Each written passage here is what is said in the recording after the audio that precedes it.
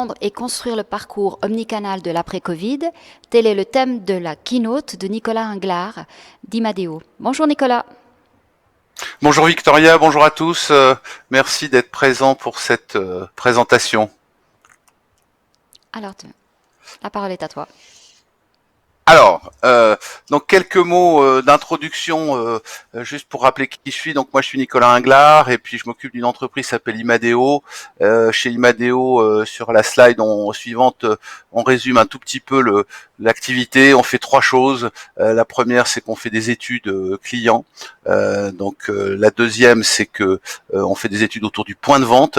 Et puis la troisième, c'est du conseil dans la stratégie marketing et dans les questions digitales qui se posent aujourd'hui. Alors, le parcours omnicanal tel qu'il se présente aujourd'hui, en fait, il a été influencé forcément, et on va voir partager quelques éléments qu'on a réalisés en 2020. Il a forcément influencé la façon dont les gens consomment, la façon dont le commerce fonctionne. Alors, qu'est-ce qui a changé? Deux études qu'on a faites, une en avril 2020 dans toute la Suisse, où on a plus de 1000 personnes à travers les réseaux sociaux, et puis une autre qui sur la Suisse romande qu'on a menée en mai 2020. Ces études ont un an et elles sont une bonne image de ce que a été l'impact du Covid sur le commerce. Donc la première chose sur la slide suivante, c'est que on a en fin de compte des gens qui ont une consommation qui finalement a été peu modifiée d'après ce qu'ils nous disaient par les contraintes liées au Covid. Donc à peu près 40% de gens qui nous disent non, moi ça n'a rien changé, mais 40% de gens qui nous disent que finalement les choses ont changé pour eux et que ça a impacté leur façon de faire des achats. Globalement, ce qu'on peut dire, c'est que cette crise du Covid n'a pas transformé, mais elle a accéléré les changements dans la consommation et que ces changements vont, je pense qu'on va l'aborder, être durables. Donc une partie des gens pour qui ça n'a pas changé, mais sans aucun doute une grande partie pour qui ça a changé. Bien sûr, l'alimentaire en priorité. Sur la slide suivante, ça a changé puisque les gens, les consommateurs suisses, se sont principalement tournés vers la proximité. Ils ont quelque part, ils n'avaient pas une tendance de fond, donc ils l'ont pas découvert à cause du Covid, mais ça a renforcé l'idée de faire des achats dans les commerces plutôt de proximité. Et puis les grands gagnants sont les producteurs et la vente directe producteur qui a effectivement pu bénéficier de cette crise pour accélérer sa activité avec les consommateurs. Donc ça, c'est pour l'alimentaire. Pour le non alimentaire, sur la slide suivante, on voit effectivement que, bien sûr, les gens ont testé un certain nombre de nouveaux services pendant cette crise. Les plateformes de films, la livraison à domicile, la commande de repas à emporter ou livrer chez soi. Tout ça, c'est des services qui ont effectivement eu la faveur de cette crise et qui vont effectivement rester dans les habitudes pour certains en partie. Ce qu'on a vu nous aussi dans le non alimentaire, qui est pas présenté ici, c'est que bien entendu le retour vers les magasins l'envie de s'occuper de soi a été quelque chose de fort et aussi celui des jeux.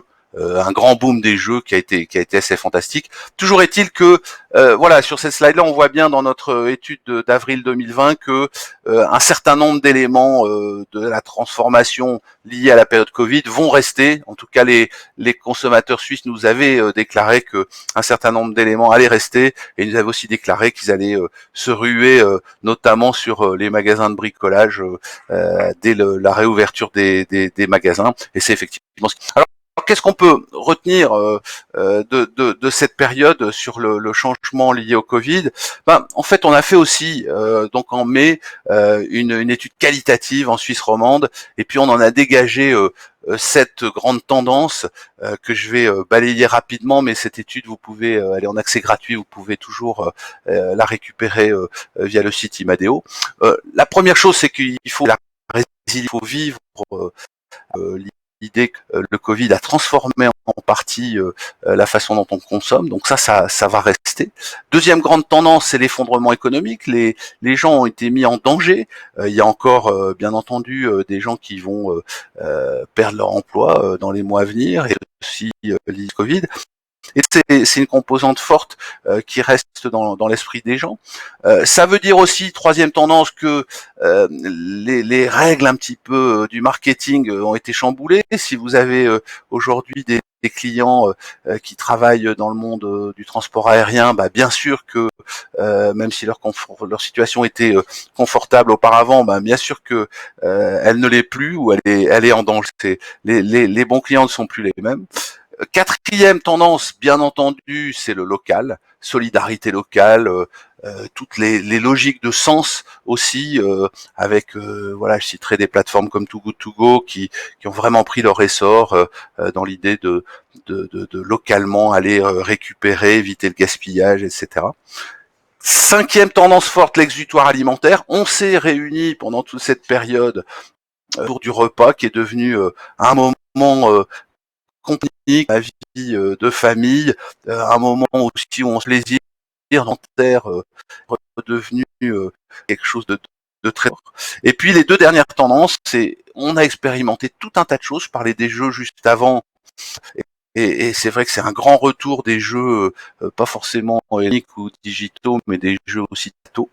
Donc on expérimente, on a fait du brick, on a envie de faire des choses soi-même, et ça c'est quelque chose qui restera. Et puis dernière et septième tendance, c'est en fin de compte, cette crise, elle a challengé un petit peu le rapport au temps qu'on avait. On a été obligé de ralentir certaines choses, et donc le consommateur se réapproprier le temps, et c'est quelque chose qui du temps pour lui, hein, notamment, et c'est quelque chose qu'il faut intégrer dans le commerce pour pouvoir effectivement répondre à ça. Alors dans les warnings qu'on a vus, il y en a un justement qui est lié un petit peu à cette notion de temps, c'est qu'effectivement, bah, maintenant on va être beaucoup plus aseptisé dans les magasins, et il faut que les files d'attente ne soient plus une barrière, parce que le consommateur, encore comme hier, mais encore plus, va vouloir aussi maîtriser son temps en magasin. Alors, qu'est-ce qu'on peut retenir de cette période, et je vous livre en fin de compte en 7 idées ou 7 slides les règles du nouveau commerce et du nouveau parcours omnicanal influencé par cette crise Covid. Quelques idées simples. Première, effectivement, en magasin, encore plus qu'hier, il va falloir surprendre le consommateur. J'ai pris comme illustration cette vitrine du pop-up store Redoute à La Palme en décembre 2019. C'est clair que c'était une très belle initiative, et le commerce encore plus que dans le passé de devoir surprendre et aussi se retrouver là où on ne l'attend pas. C'est ce que les consommateurs vont vouloir. Ça, c'est sans aucun doute une tendance et un effort à faire pour les magasins et pour les commerces. Deuxième tendance après la surprise, c'est que il va falloir que ça soit impeccable en magasin. J'ai pris comme illustration un fromage en libre service dans une grande surface alimentaire en Suisse. Voilà, c'est bien fonctionnel, mais il va falloir, comme là, rajouter des meules de fromage ou soigner le mobilier en bois pour magnifier le produit. Pour dire autrement, l'expérience en magasin doit être superbe, sinon aucun intérêt à venir en magasin, même si on il y ait de libre service, comme dans le cas de cette photo. Donc deuxième tendance ou deuxième règle, magnifier le produit en magasin, c'est quelque chose qu'il va falloir forcément mettre en œuvre dans les mois à venir. Troisième élément, bien entendu, l'accélération, elle a notamment concerné tous les moyens de paiement contact, mais plus globalement, au-delà du sans contact, c'est toutes les frictions, tous les points un petit peu de tension dans le parcours du consommateur qu'il va falloir absolument travailler. Le consommateur n'acceptera plus d'avoir des irritants, et donc il faut que le commerce soit fluide, sans contact et irritant. Ça, c'est une règle indispensable pour moi. Tendance suivante, au-delà du sans contact, j'ai appelé ça Web 2. trois petits points. C'est clair qu'aujourd'hui, qu'on le veuille ou non, la plupart des démarches de recherche vont commencer sur le web. Elles commencent sur le smartphone, elles commencent sur un ordinateur. Et puis, peut-être, et d'où les trois petits points, peut-être qu'elles finiront pas en magasin. Bien entendu, mais donc encore plus que jamais, les commerçants doivent proposer aux consommateurs un parcours qui commence sur le web et qui peut se finir par la livraison. Même si je suis une enseigne de magasin, il va falloir que je fasse ça. Alors de l'autre côté, j'ai pris l'illustration ici de Manorgnon qui a mis en place tout un comptoir. Alors là, c'est vraiment la forme très très développée, mais ils ont vraiment mis l'accent là-dessus et c'est intéressant. Le click and collect, bien entendu, c'est un cheval énorme. Je rappelle juste que venir chercher un produit commandé en ligne en magasin, c'est normalement aussi l'opportunité de faire des achats complémentaires et en général, on quantifie ce chiffre d'affaires supplémentaire à peu près 30%. Donc c'est une opportunité vraiment intéressante pour les commerçants. Il va falloir exceller. Alors quitte à mettre en place des dispositifs comme celui de cette image, click and collect en tout cas, ça devient le premier point d'accueil d'un point de vente, alors que dans le passé c'était fond du magasin. Deux derniers éléments importants. Alors j'ai pris de la petite épicerie qui se développe dans le Nord vaudois. C'est un magasin alimentaire qui est sans personnel où vous porte avec une application et du coup vous pouvez y aller bien sûr 7 jours sur 7, 24 heures sur 24 et vous y achetez des produits de producteurs locaux. Donc on retrouve effectivement cette logique de proximité sans horaire. Et le débat sur les horaires d'ouverture des commerces a été passionné tous ces dernières années, mais être lucide sur le fait que la distribution automatique sans personnel se développe et que le consommateur va s'habituer fortement à ne plus avoir cette contrainte des horaires. Alors ça ne veut pas dire que tout le monde va à course à 2 heures du matin, ça veut dire que les contraintes aux horaires doivent être de plus en plus difficilement acceptées par les consommateurs. Donc ça, il faut forcément en tenir compte.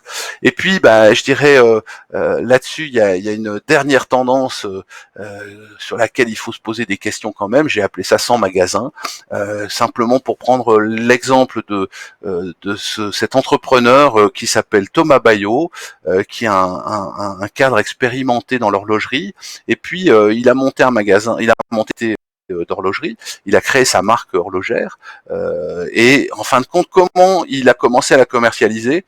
Pas du tout à travers les réseaux de distributeurs horlogers, on va dire classiques, mais vers une démarche de social commerce. On voit ici sur l'illustration un QR code. En fait, ce QR code est un moyen accéder à l'achat du produit, de sa montre qu'on voit ici, ou d'une de ses montres. Et en fin de compte, il a complètement développé son business en basant sur la recommandation active. Il y a tout un tas de choses, c'est très très bien fait, mais c'est tout à fait symptomatique. Un entrepreneur qui a démarré une activité commerciale en 2020, il l'a fait en quelque part les magasins sans être forcément quelqu'un qui vend un service digital diffuse facilement en ligne, puisque là c'est une montre, mais en se basant aussi sur la réalité des réseaux sociaux et des recommandations qui sont forcément centrales aujourd'hui dans la vie des consommateurs.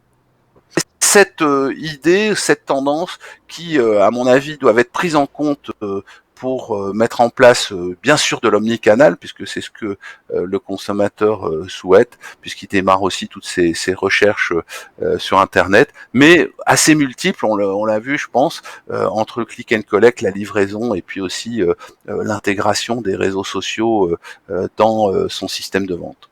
Voilà ce que je pouvais dire aujourd'hui sur l'omnicanal et comprendre comment le consommateur va fonctionner dans les mois et les années à venir.